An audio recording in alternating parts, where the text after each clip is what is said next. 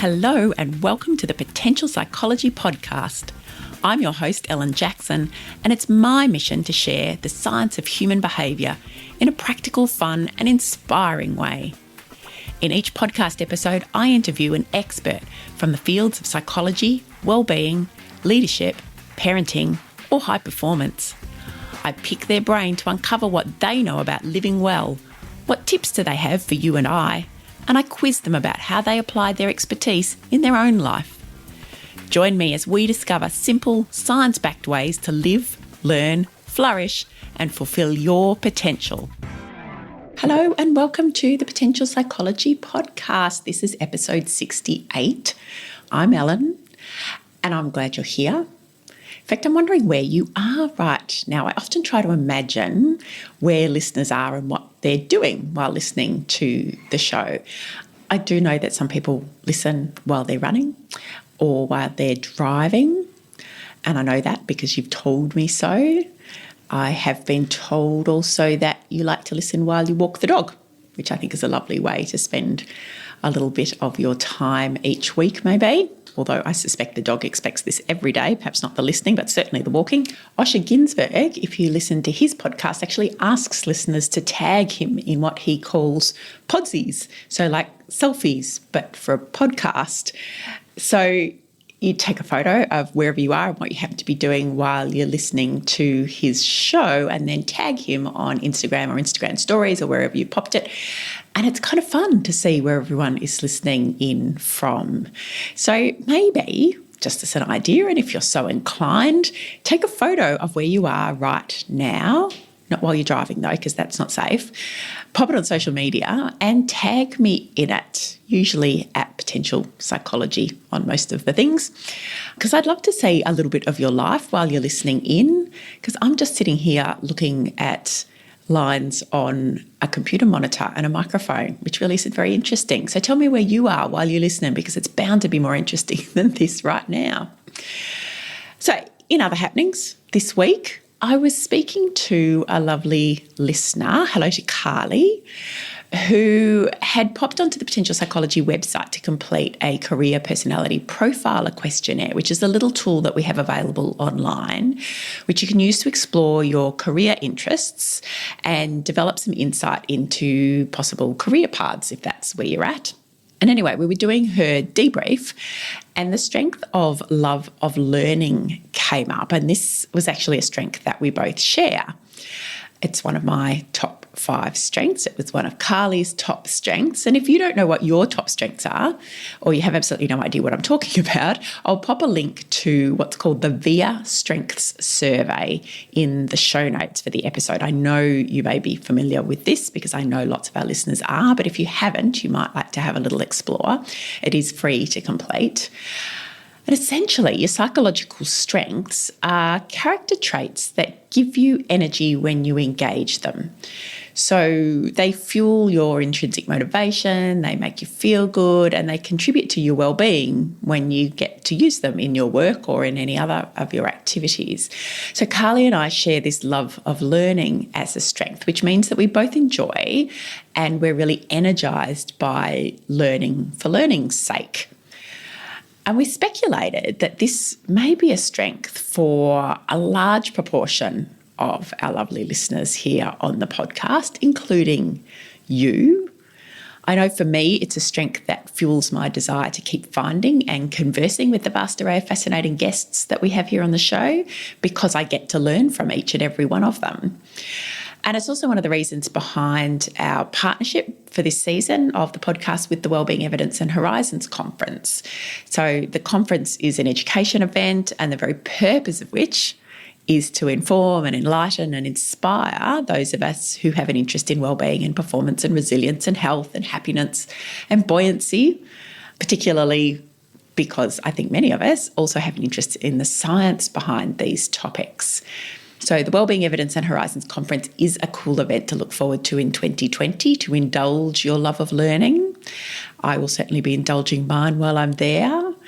And I'm super pleased to be collaborating with the team from the event for the season of the show. I'll pop the details in the show notes if you haven't had a chance to check it out. But their website is weh.org.au. Now, while we're indulging our love of learning today, I have a fascinating conversation for you with today's guest. I recently had the joy of reading Tales from the Valley of Death, Reflections from Psychotherapy on the Fear of Death. And I say joy very intentionally because despite the title and the cover image of the book, which is a young woman being embraced by a skeleton, all in black and white, I learned so much from this book. I learned more about psychotherapy and the relationship that a therapist forms with their client. I learned more about obsessive compulsive disorder, which is a disorder that is common throughout the stories told in the book. I learned more about the experiences that shape us to become who we are. I learned about death and the worries that we all hold and what happens when those worries kind of take over. I learned about existential, religious and cultural responses to worries about death. But most of all, I learned so much about the resilience of individuals facing some of the most difficult fears and circumstances that I can kind of imagine. So I then got to interview Rachel Menzies, our guest for today and co-author of the book, and I learned even more from Rachel. So let's listen in and together indulge our love of learning. With me today is Rachel Menzies. Rachel is a psychologist who currently practices in Newtown in Sydney. She's a researcher, an author, a PhD candidate, an editor and a speaker with a special interest in death anxiety, including existential issues and their role in driving abnormal behaviour and numerous anxiety and mood disorders. And Rachel is also the co-author, alongside her father, Professor Ross Menzies, of Tales from the Valley of Death, Reflections from Psychotherapy on the Fear of Death, which sounds like a very intense tome, but I have just finished reading it and I loved every minute of it. It was just amazing, fascinating. So welcome, Rachel. Thank you. Thank you for having me on. I have thoroughly enjoyed the book. Rather than me recount what it's all about, can you perhaps tell us a little bit, not only about the book itself and what it contains, but how you and your father came to write it? Yeah, so the book itself, at the heart of the book really are these 10 interviews with 10 different clients who have struggled with fears of death across their life. So most of the book is really made up of these really interesting 10 cases. It's interviews between the clients themselves and Ross, who's the psychologist, and you just get a really deep glimpse into these people's lives, really interesting lives, but also a really interesting picture of the struggles they've had across their lives with mental health conditions and also with their own fears of death. So that's the majority of the book. And it really came about from our interest in fears of death, Ross and my interest in fears of death, and this realization that it seems to underlie a lot of mental health conditions. And we really wanted to, I guess, introduce that to the public in a way that really gave the clients and individuals themselves a chance to speak and have their voices heard, rather than it just being, two academics writing about it. So really it was a way of trying to introduce this topic to people who might not be familiar with it, but who might be sharing some of these struggles themselves as well. And that's the wonderful thing. I think that that's come across so beautifully with these 10 tales, because there's a little bit of intro to each of the individuals. They're male, they're female, they're young, they're old, they're remarkably normal in some ways, whatever normal is, ordinary, and yet they've lived in some ways some really extraordinary experiences. So we get introduced to them, and then these interviews, you really do hear them in their own voice. They are just recounted, I'm guessing, almost verbatim, perhaps with a bit of editorial work in there. So you really do get to hear from them in their voice as to their experiences, how they've grown up, their challenges that they've had in relation to, and these are largely anxiety disorders, aren't they? Yeah, that's right. It's most anxiety disorders and some cases of depression in there as well. And what I find amazing was that, and some of these stories, just to give you a little flavour, I don't want to spoil them because everybody needs to go and read it. As I said, it is just fascinating. But there's individuals who have struggled with fears of choking, for example. So some really underlying fears of choking on food, which has got to a point where this woman that I'm thinking of in particular would only eat, say, either in an emergency department or just outside of an emergency department of a hospital. So she'd actually got, the fear that she was dealing with had become so disabling for her that is what life had become. And another individual who had essentially not left home really for 10 years because of the fears that he was dealing with and some of the behaviours that he was using to be able to cope with those fears. So these are obsessive compulsive disorder type behaviours, aren't they? Yeah, that's right. Yeah, I think there are lots of cases in the book where you really get a glimpse into these people's lives and how much they've struggled with these fears. And yet, like you said, they also seem in other areas they're functioning really well. So the woman that you mentioned who was eating every meal in emergency departments for periods of her life, she was completely free from anxiety, but this sort of waxed and waned across her life. Something I really liked seeing across the cases is the way that a lot of these individuals now are functioning remarkably well. They're studying, they're in relationships, and you get a sense of their kind of journey across their life and across treatment to get to this point where they're now able to put a lot of their fear behind them. Yeah, they're actually really positive stories. And in fact, the tone of the book, despite being about death anxiety and case studies about people who have struggled with a number of different fears, which, and we'll go into this in a moment, there's a kind of an underlying anxiety around death and some existential issues in there, which are fascinating in themselves. But despite that being the topic, essentially, they're actually very positive and uplifting stories in so many ways, aren't they, that these people have managed to work their way through with the assistance of the therapeutic relationship to a point where they are functioning mostly like the rest of us. That's right. And I think it's a real testament to the work and kind of strides made in therapy on their part, because they're being asked often to do things that are very difficult and very confronting, but without those steps, there's very little room for improvement. And I think also hearing the stories told from their perspective also really gives this sense of hope and empowerment, because you get to hear them talk about the things they found most helpful, the things that give them meaning in life and all that sort of thing.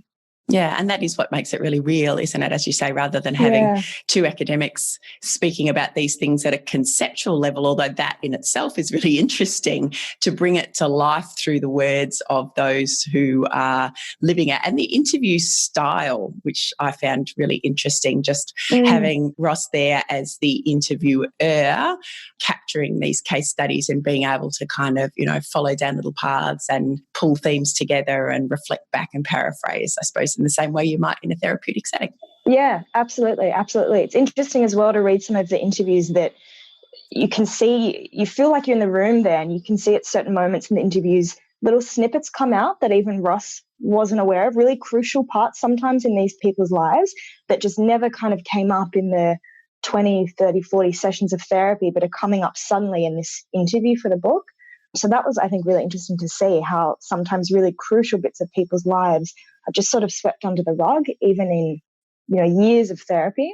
Yeah, and perhaps it's only through that process, because my understanding is for these individuals, a large part, if not all of the work of therapy was kind of done for them, and that we're coming back and revisiting and reflecting in order to gather these interviews. Is that right? Yeah, that's right. That's right. So perhaps it's even just that kind of the opportunity to reflect for both the therapist and the client and kind of review where they've come from and the progress that they've made. And that's had, little snippets of new realizations in there too. Definitely. Yeah, definitely. I think there's a big sense of reflection, across the cases of people looking back on their treatment or looking back on the struggles that we're going through previously. So, Rachel, can you tell us a bit about, because we've used the term death anxiety, but I'm guessing it's actually a term that I wasn't even aware of as a psychologist until relatively recently. Can you tell us a little bit more about death anxiety? Because you research and write in the area. What is it? Yeah, sure. So death anxiety is really, it's a common part of being human. It's this idea that we all have this inherent desire to live, to thrive, to survive. but we're also probably the only species that knows that death is inevitable. And so this pairing of wanting to live, but also knowing that we can't do that forever, can produce this anxiety in people. So death anxiety is something that most of us will experience, but in varying degrees. We might worry about different things. So I might worry about the death of my loved ones, whereas someone else might be more worried about their own death, dying in pain, dying of terminal illness, and so on. So it can sort of latch onto different things, but essentially it's just this fear of our own mortality or fear of impermanence more broadly. And that tension too, that's what struck me as well, that tension between, even for these people who are at times suicidal, really feeling extreme pain, and yet, the fear of death plus the desire that we all have to survive, that kind of survival instinct thing, creates this really interesting tension. I said interesting as an outsider looking in. Yeah, but yes. Yeah, definitely. And I think, for some of the individuals in the book, their lives that they're living are so unbearable, such difficult lives to live, and yet clearly there's still this striving to keep on fighting at any cost to prevent death. Yeah, and that's where some of the ritualized type behaviour comes in, isn't it? That there's these fears and really the physical manifestation of anxiety that arises, all of those almost crippling feelings, both physical and emotional, and that they then engage in behaviours that they feel at the time are helping to manage that anxiety. So it's kind of a short-term fix, but not a long-term fix. Am I getting that right? Yeah, that's right. So it's those kind of behaviors are really people saying, I'm not going to let death get me on my watch. So I'll wash my hands until they're red raw, but I'm not going to let any germs get onto me. Or I'll go to the hospital, every second day because I'm not going to let a cardiac arrest get to me. So it's really people striving to fight off death at any cost, even if that's at a big detriment to their own quality of life. Yeah, so things like, that repeated, there was one individual who'd had, so many ECGs and cardiac tests because there was a belief somewhere that his heart could just give out on him at any moment, and therefore had, a need to keep checking that over and over again, which, I think we've probably all experienced snippets of those sorts of things, haven't we? A fear of a particular illness or it might be cancer, it might be a heart problem, it could be anything. And we all kind of fear that to a little degree. It's just for some people it obviously becomes a really dysfunctional thing. That's right. And so, on a spectrum, one end of the spectrum would be someone who is sort of so fearful of death, they're avoiding any of those things. So maybe they're not going to the GP at all, even for recommended health checks, for example. At the other end is people who are doing that far too excessively. And then you're sort of aiming for that healthy balance in between where you're, following doctors' recommendations, getting health checks when necessary, but it's not taking over your life the way it was for some individuals in the book. So that's one example, but there's some other interesting and in some ways more extreme or less obvious perhaps examples of behaviours that people, these ritualised behaviours that people need to engage in order to reduce their anxiety. I'm thinking about the individual who couldn't ever travel from one location to another without coming back exactly the same way. Yeah. Bharat was one individual in the book this was Bharat, who you mentioned earlier, who basically didn't leave his house for 10 years, which is difficult enough in and of itself. But another one of his obsessions was about there being no lights or kind of electrical appliances on in the house. So essentially he lived in pitch black, no TV, no lights, nothing for a long time. And one of Bharat's other rituals were he had this belief, like you said, that he needed to always travel back identically the way he came. And he realized at one point he went on a trip somewhere and realized that for one reason or another, they couldn't drive back the same way. And this was something that terrified him. He had this belief that if he couldn't do that, something bad was going to happen. So he ends up riding on a bicycle backwards over I think it was the Harbour Tunnel, or I think it was the Sydney Tunnel. Yeah, the Harbour Tunnel. Yeah. Gets caught by police. The police have to escort him back because these obsessions had just reached such a point that he was really putting his life at risk riding backwards on a bicycle with incoming traffic. But it was the only way that he could have a sense of safety and a sense that a kind of guarantee in his own mind of not dying. Which is fascinating, the way the mind works, isn't it? Yeah. That we could get from an underlying fear of death that then kind of results in behaviours that in his case, he was actually far more likely to die in those circumstances than he would just living a normal life, but his brain wasn't going to allow him to do that. That's right. Absolutely. It's one of those kind of counterintuitive behaviors where you're putting yourself more at risk, but for whatever reason, it's giving you more of a sense of safety. In that kind of immediate sense. Yeah. Yeah, so interesting. We've talked a bit about the case studies that are in the book, and as I said, there's these 10 tales, and I even love the word tales because I think that does bring it to life. They're like little stories of people's experiences, and it's bookended, pardon the pun, with an introduction and then a kind of a conclusion summary on either end that I believe you wrote. And part of that is just an introduction to humankind's thoughts and rituals and beliefs about death generally, Yeah. Can you tell us a little bit about that? What are the kind of humankind's cultural and ritualistic responses to an underlying fear of death or that tension we talked about before? Yeah, so in addition to my psychology background, my degree was also in ancient history. So I was always interested in looking at fears of death in the context of thousands of years of this experience. So you can see from at least 4,000 years ago, the first epic work of literature that we have centers on fears of death. So the Epic of Gilgamesh, which was a Babylonian poem, tells the story of a king who realizes he's going to die and goes on this lengthy quest to try and find the secret to immortality. So the oldest work we have is really all about fears of death. There's no other way to look at that story. So that would be an example. We can see things like the pyramids, for example, are clearly pharaohs trying to gain a sense of immortality, partly because they're tombs. That's literally what the pyramids were. But also they're clearly trying to build some kind of immortality on Earth, some kind of structure that's going to outlive them. So all of those kind of great works of architecture, great works of art are attempts by the creators to try and live on after they die. Religion, of course, essentially every religion across the ages has offered some kind of solution to death, whether that's, most commonly through a belief in the afterlife. So that would be one example. Literature, it's the really pervasive theme of literature. It's really a theme that kind of permeates every aspect of human culture across the last 4,000 years, which is, I think, why it was important to open with that information, because it's sort of showing that, these 10 individuals aren't outliers. They might be suffering more than the ordinary person would be, but they're not the only ones who are talking about these issues and have experienced them. It's really such a central human struggle and has been for as long as we've been recording our history. Yeah, and that's what I found kind of interesting was that context around it. Because again, most of us, if we're living everyday life, we may have the odd thought of death or dying, and obviously that becomes more salient for some people depending on what might be occurring in their life at the time, but it's not a big theme necessarily, certainly in everyday life. But when we start to ponder it, when you put it in that context of humankind, and particularly what interested me is some of those sort of, more existential issues, for people, both our little tale protagonists, but also Gilgamesh and some of these bigger stories from history.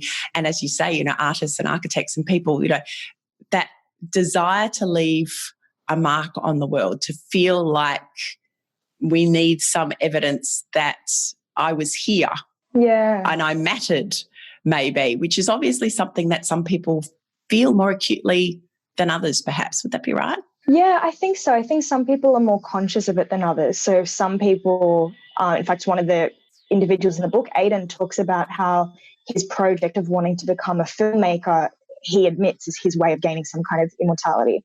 But I think it's something we all do in really small ways. So Ernest Becker, who wrote The Denial of Death, which won him the Pulitzer Prize, he coined this term immortality projects.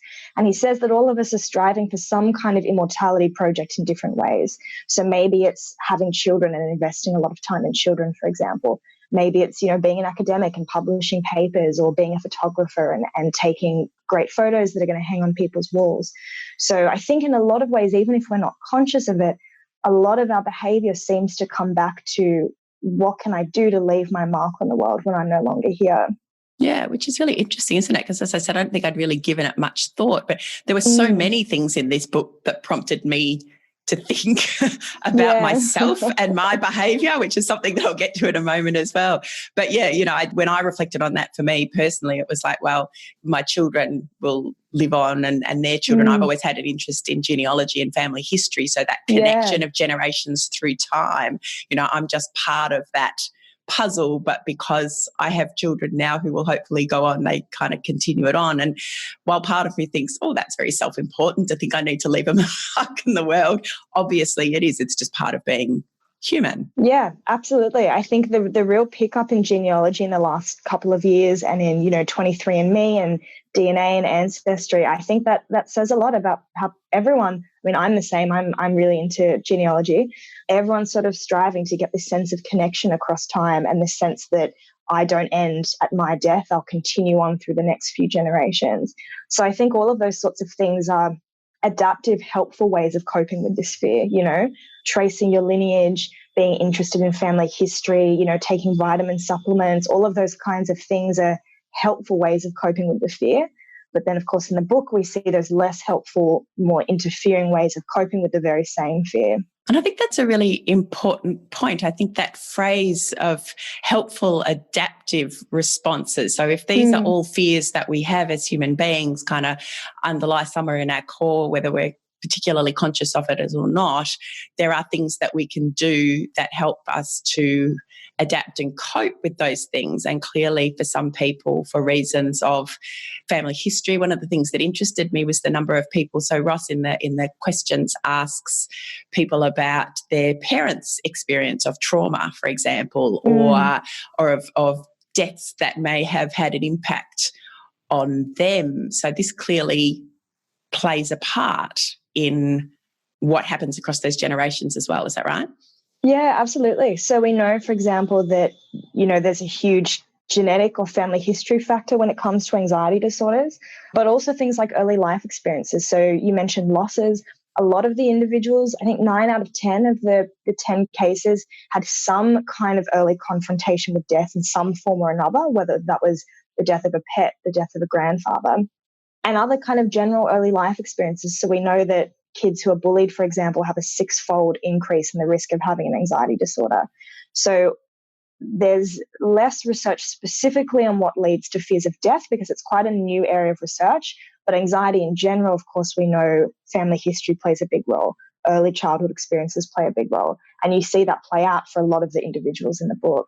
Yeah, and coming back to that adaptive point, because one of the things that struck me, I was reading the case of, and I'm trying to remember her name, but she was a young girl. Rose, maybe? Rose, that was it, yeah. Rose. So Rose's story starts when she's only around 12. So she's entering therapy around the age of 12. And some of the things that she experienced, some of the fears seemed almost outlandish. She had a belief somewhere that her mattress on her bed was filled with corpses and she was lying on corpses. So that, that was like, oh my God, what a terrifying even thought to have as an adult, let alone as a child, but her brain had kind of conjured this up.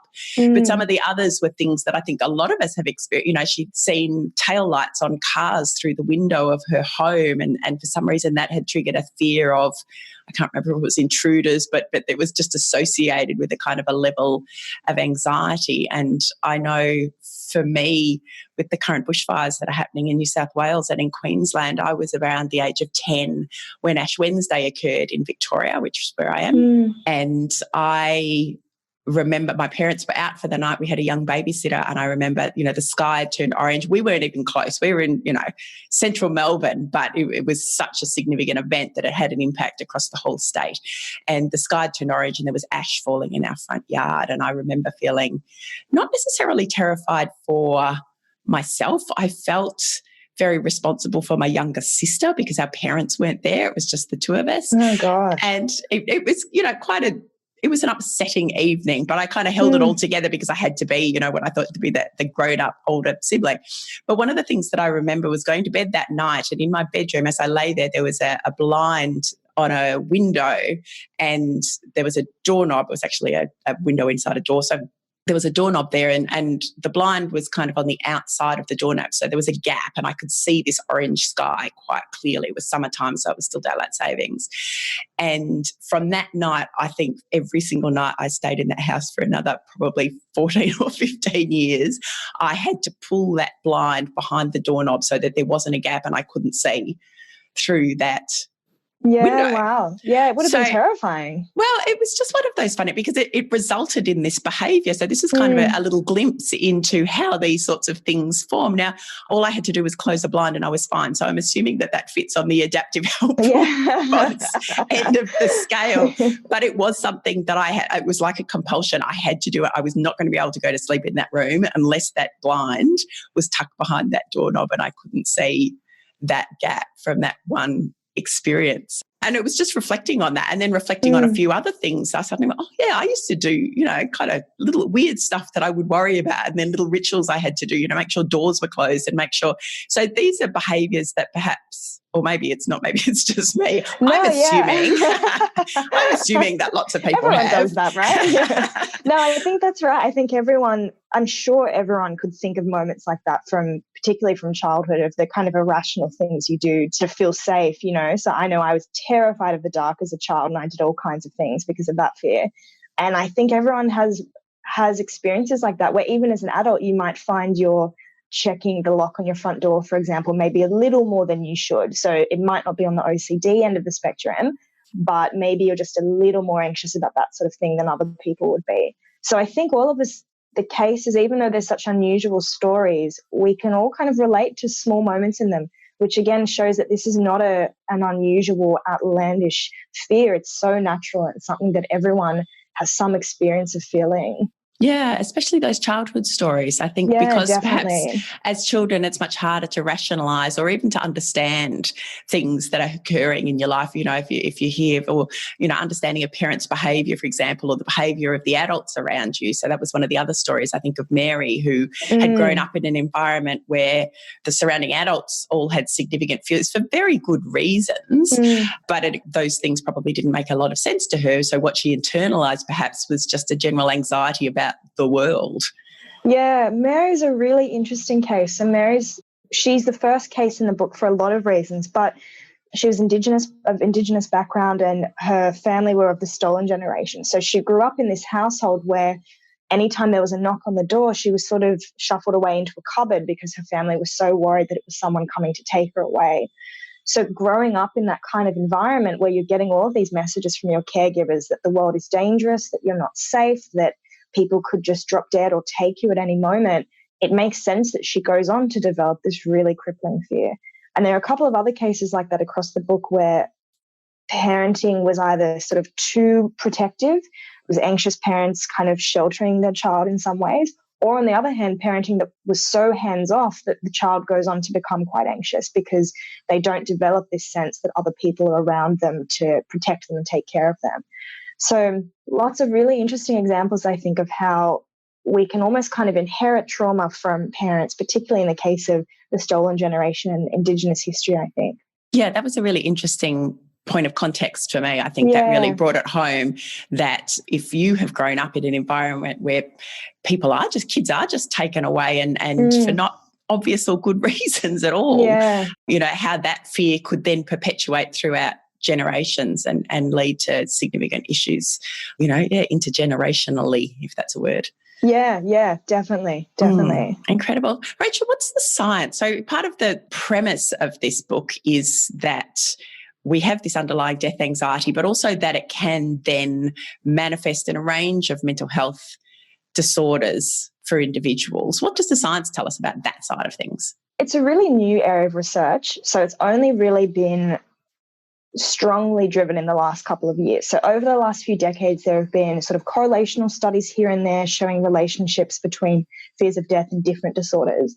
But in the last few years, for example, my research has looked at, again, correlations, so showing huge relationships between death anxiety and the number of medications people are on for mental health, the number of times they've been hospitalized, the number of diagnoses they'll have across their lifespan.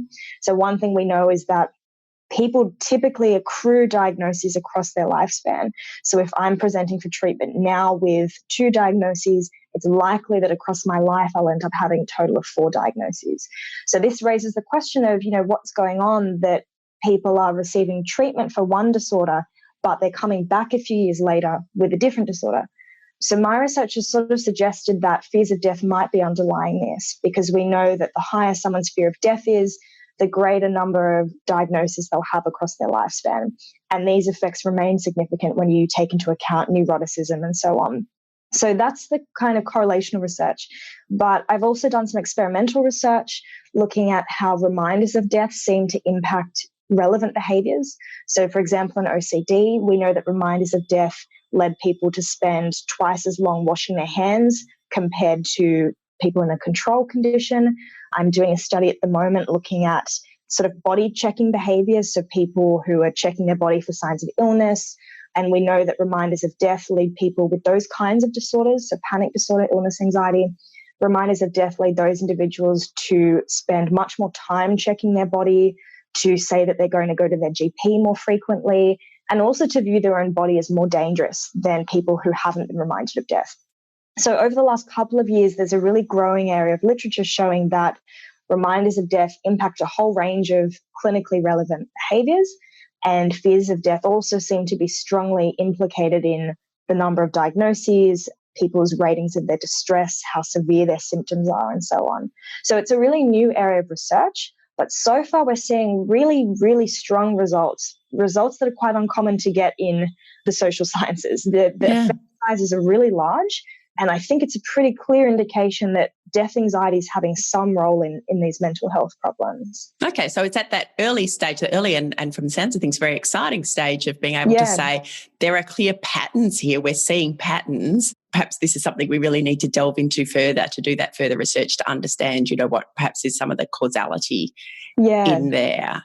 And then what's the goal? Is the goal then to be able to obviously to, use this to inform treatment? Is that the idea? Absolutely. So the idea is that if death anxiety is underlying these conditions, then the standard treatments we would usually do for them, if they're not addressing the fear of death, then this might explain that revolving door where people kind of cycle in and out of mental health services.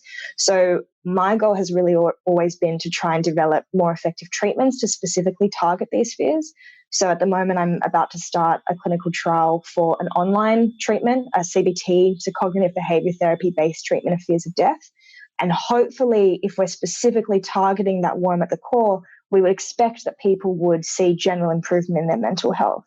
Which is very exciting stuff. I mean, it's really, if what you suggest the research is indicating is that, this might be the kind of, or at least one of the factors that if we can address it early, then we may actually be able to deal far more effectively with some of these really tricky and resistant ongoing mental illnesses over time. Yeah, absolutely. So already there's a huge interest in transdiagnostic treatments. So things like perfectionism, rumination, low self-esteem, those sorts of transdiagnostic constructs get a lot of attention, and there are a lot of new treatments trying to target those processes for the same sort of reason, because it's more accessible and easier than trying to just treat the disorder that someone's presenting with then and there.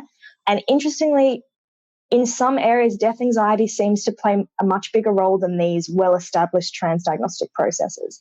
So one study, for example, not one of my studies, but one study found that death anxiety predicted more of eating disorder symptoms than something like perfectionism, which we see as a very established factor in eating disorders. The correlations that I found between death anxiety and mental health problems are often as strong as, and often stronger than, things like self-esteem, rumination, and perfectionism. So I think it's a new area of research, but I think in my view, at least from my research, it seems to be playing as big a role, if not bigger, than some of these established transdiagnostic constructs. Yeah, so as you say, the worm at the core of these things, so really being able to get to kind of the heart of the issue so that we're addressing that rather than perhaps some of the symptoms or, the behaviours that are kind of resulting, which will hopefully help to, really, it's a bigger lever, isn't it, to have a bigger effect. Yeah, that's exactly right. If I'm currently worried about germs, if that fear of germs gets treated, if I learn a lot about the immune system and how effective that is, it makes sense that if I'm still fearful of death, yes, my fear of germs has been cured, but maybe now I'm going to fear spiders instead, for example. So if that fear isn't treated, it makes sense that the focus of my fear is going to keep shifting because that underlying cause hasn't been addressed. It's just going to keep popping up just in That's different right. ways. Yeah. Yeah. Very interesting. What sort of time frame do you think it's going to take till we know more? Obviously, you're working very hard on it, but I'm working very hard. I don't know. I think it's become a much more popular topic in the last few years, and I think a lot of people are now becoming very interested in it.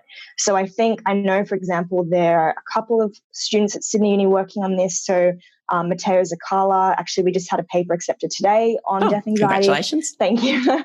I know there's a number of researchers looking at this at UTS in Sydney. So I think in the next few years, we're going to have a kind of flooding of research on this topic, which is really great because we've had such a lack of it for the last couple of decades. And it's one of the reasons because, I mean, you talk about existential dilemmas in the book, and we've kind of touched on this already, but conceptually difficult stuff. I'm really fascinated that you've been able to put in some experimental design around this in order to be able to capture things that are really hard to define, I'm guessing. How do you define an existential dilemma, for example?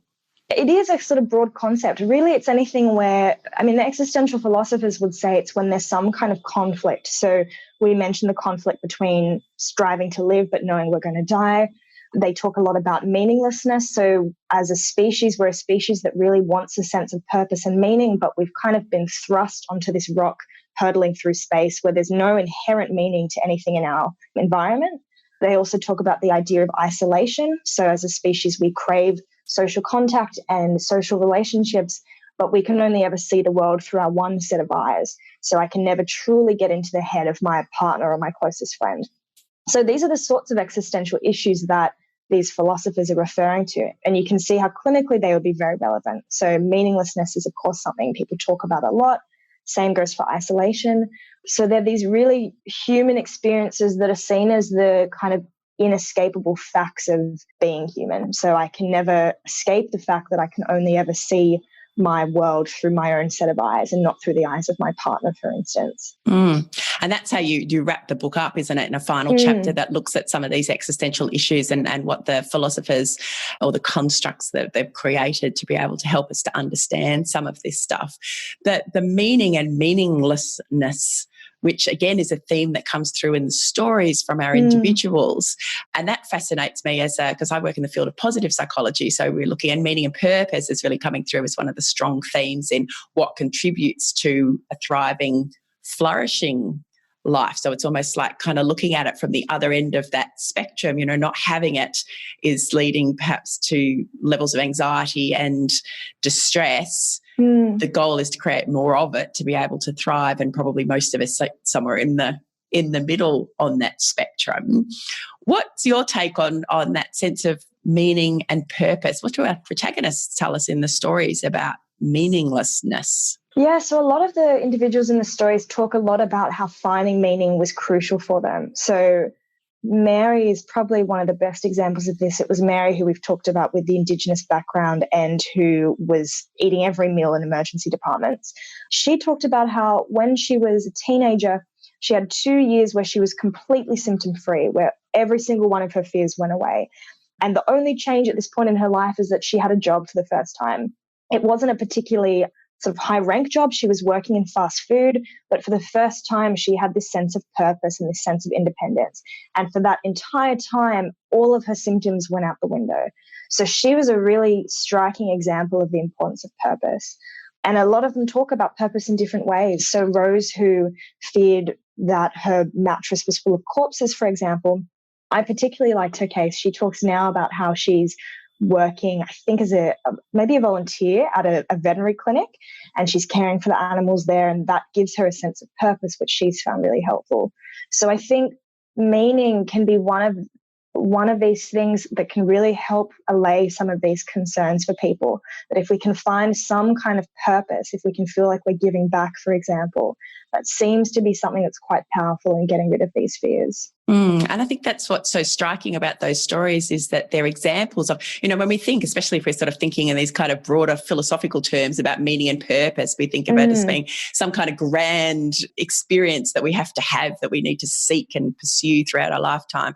But in fact, these are very practical Yeah. and in some ways quite day-to-day experiences of volunteering or of having a job for the first time. So that idea, that meaning and purpose, and one of the definitions that I love most that I use with groups that I work with is just this idea of, serving something that's bigger than yourself. Yeah, definitely. Yeah. So thinking about, what are things that I value and how can I actually live those values out day to day?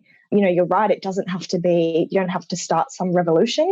It's really just about doing something that gives you a sense that you're giving back to people and doing something that gives you a sense of meaning. And I think what's important there as well is, what do you actually value? So it doesn't have to be something that your friends or family consider meaningful.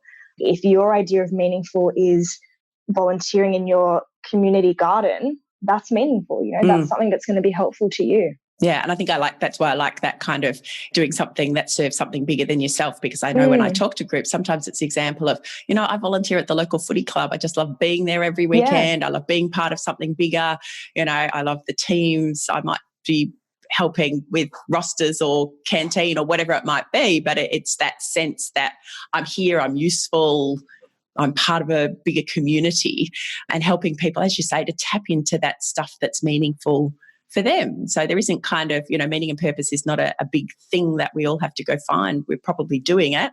It's just noticing to some extent sometimes. Yeah, absolutely. Just looking at what we already do and thinking about and perhaps doing more of the stuff that gives us that little sense of meaning and helping others or, fulfilling some kind of purpose. Definitely.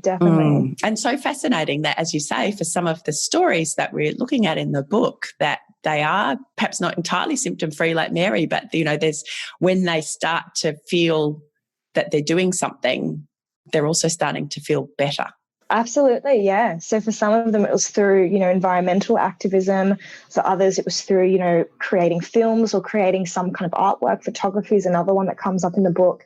And that seems to be something that a lot of them talk about as being most useful to them in their treatment. And connection and relationships was another one, wasn't it? You talked before about that sense of isolation, and that was something that really got me thinking too about that experience of really, essentially, we are all on our own, which does sound a bit terrifying when you think about it. We come into the world on our own, we leave the world, perhaps not literally on our own, but it is a personal journey that we go through, and everything we experience in life can only really be seen through the lens of our own personal journey, which if you do get, I could kind of, when I started thinking about that, I could see where that fear could start to spiral out of control if we got a little preoccupied with it. Yeah, definitely. You don't want to focus on that one for too long. No. Or maybe you do. Maybe you do. I don't know, but I could see where it could become problematic for people. So for some of the stories, again, it was about then having a sense of connection to somebody, having a relationship with somebody that was important, that made them feel slightly less alone, or at least focus maybe less on that aloneness. Yeah, definitely. So Matilda is a perfect example of that in the book. Her chapter is called All You Need Is Love, because that's really what her story, I think, is communicating. She was crippled with all kinds of fears. So fears of illness. Every time she would go on public transport, she would worry that it might explode. She wouldn't use stoves. She worried stoves might explode. She worried not only that she might murder someone, but that she might also be framed for the murder of someone. So her fears really riddled every area of her life. But then interestingly, as soon as she finds her first partner, again, her fears really completely go away. And that's really why her case made the book, because she was such an amazing example of the transformative power of relationships, that as soon as she finds her first meaningful, stable relationship, all of her fears go away. And relationships are one of these things that we also know there's quite good evidence for, that relationships seem to buffer fears of death, that relationships can kind of keep us safe from those existential concerns. And she's just such an amazing example of that. Yeah. And I think, the thought that went through my mind at that point, because my first instinct was, but we can't control what other people do. What if they leave? What if they, and then we're on our own and do all the symptoms come back again?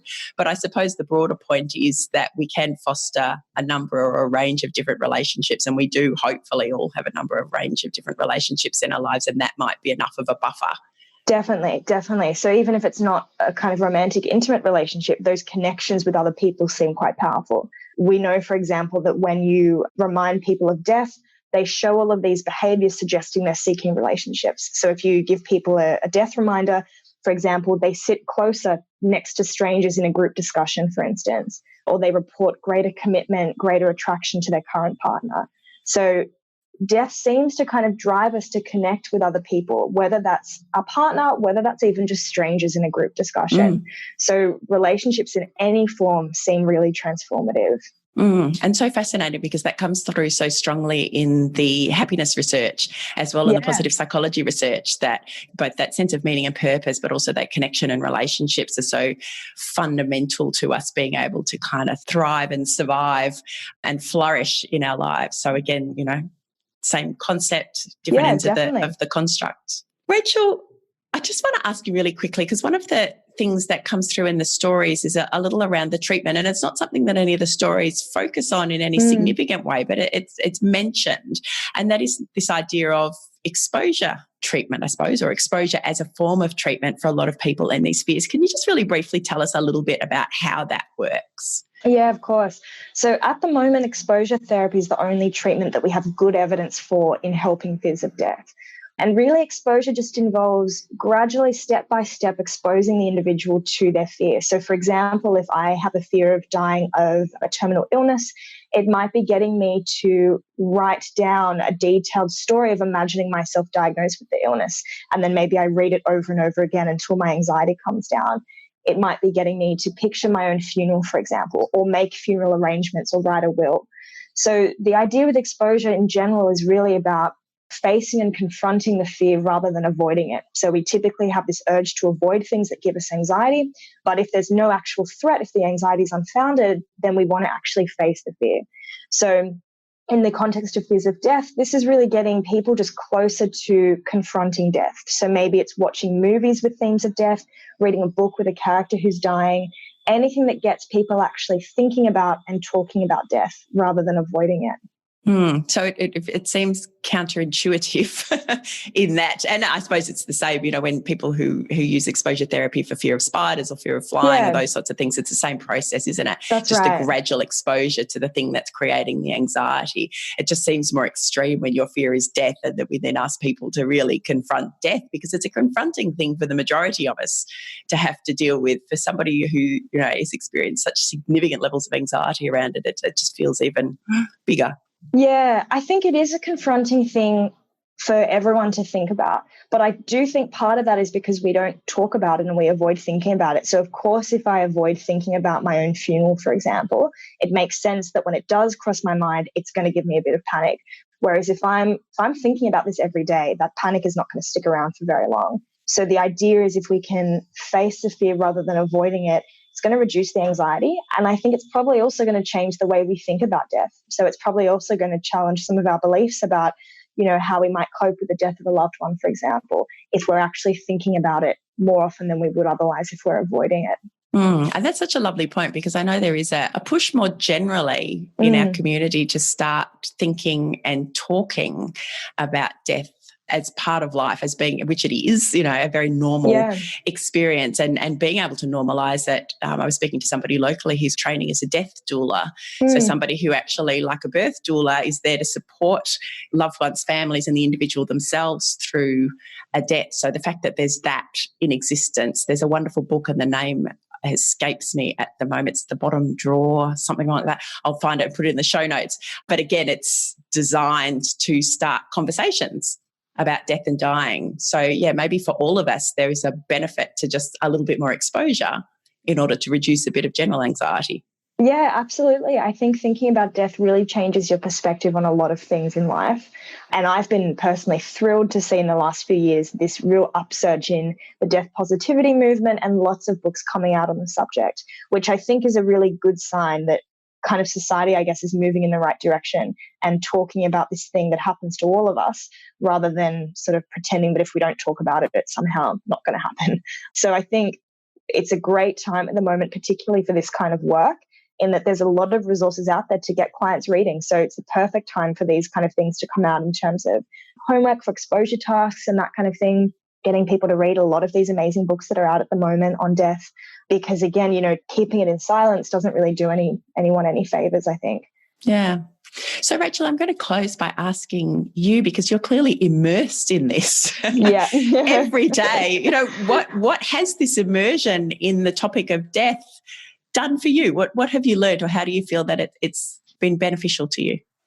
Yeah, I think it's been incredibly valuable for me. I think I, like a lot of people, had a lot of fears of death. And I think it's hard for those fears to stick around when you're living and breathing it every day. I think also doing this sort of work, it forces you to question your own assumptions about death. So assumptions like death is inherently bad, or death will be painful, or I couldn't cope if a loved one died. Because you're sort of having to prepare yourself to challenge these beliefs in clients when they come up, it sort of forces you to question your own assumptions about it as well. So I think the more I at least have been thinking about death, it's definitely changed my appreciation of life, my perspective on life, and definitely reduced some of my own fears as well. So you're far more at peace with the prospect. Yeah, it's hard not to be when you're doing it every day. You'd hope by now I'd be at peace, or else I'd be in a bit of trouble. Yeah. So yeah, far more at peace, I think. Rachel, thank you so much. I've thoroughly enjoyed this, and there's so many more questions I could ask you, but I don't want to keep you any longer. We'll put all of the details for the research, your research, other resources that we've mentioned over the course of this discussion in the show notes for this episode.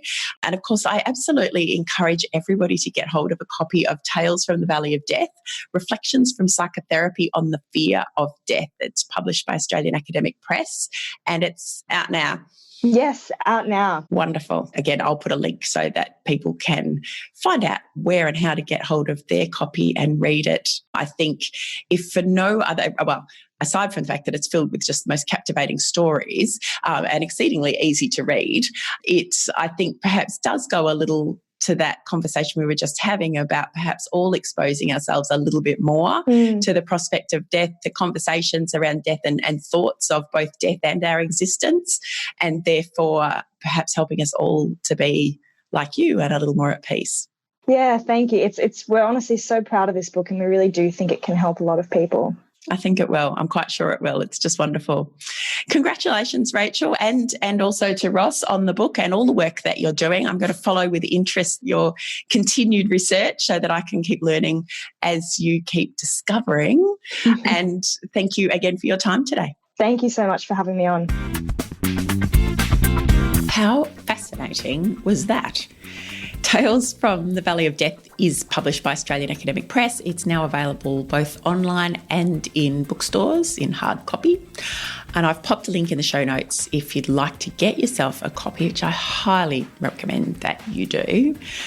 And of course, if you'd like to find out more about Rachel, her research, her writing and her work, as well as some of the other resources that we mentioned in this episode, you'll find all the links, as always, that you need in the show notes for this episode. So pop over to potential.com.au/podcast. And there's a transcript of the episode available there too. Now, a quick thank you to the Wellbeing Evidence and Horizons Conference for partnering with us to bring you this episode of the show. The conference is being held on the 28th and 29th of April 2020 in Melbourne, Australia. If you'd like to find out more about the conference and register to attend, because early bird pricing is available for another couple of months yet, you can do so at weh.org.au, and there's a link in the show notes to that too. And now I have a quick question for you. Have you joined the Potential Psychology Podcast Facebook group? I have included a link to the group in the show notes if you haven't, but you're keen to. The Facebook group is where we can chat a bit about the topics covered in each episode. You can ask questions of me or of our guests. I'll share a bit of behind the scenes stuff, mostly just pictures of my setup because there's really not that much to see.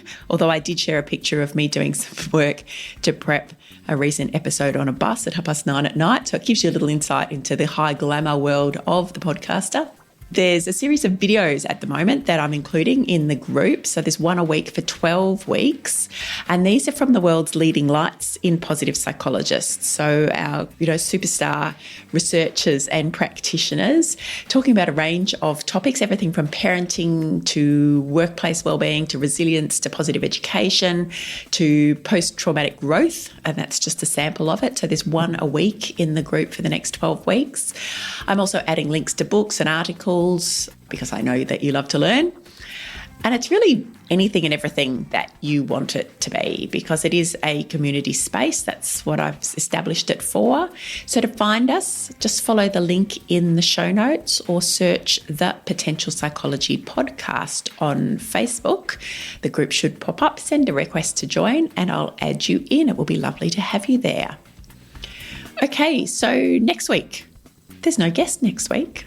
It's just me. I had a lot of people let me know that you enjoyed my solo episode last season, which was on motivation and why everything we know about motivation is wrong. And there's an online program in the works for 2020 on that very topic as well. So I thought I'd push outside my comfort zone before we hit the end of this season and the end of the year and record another solo episode.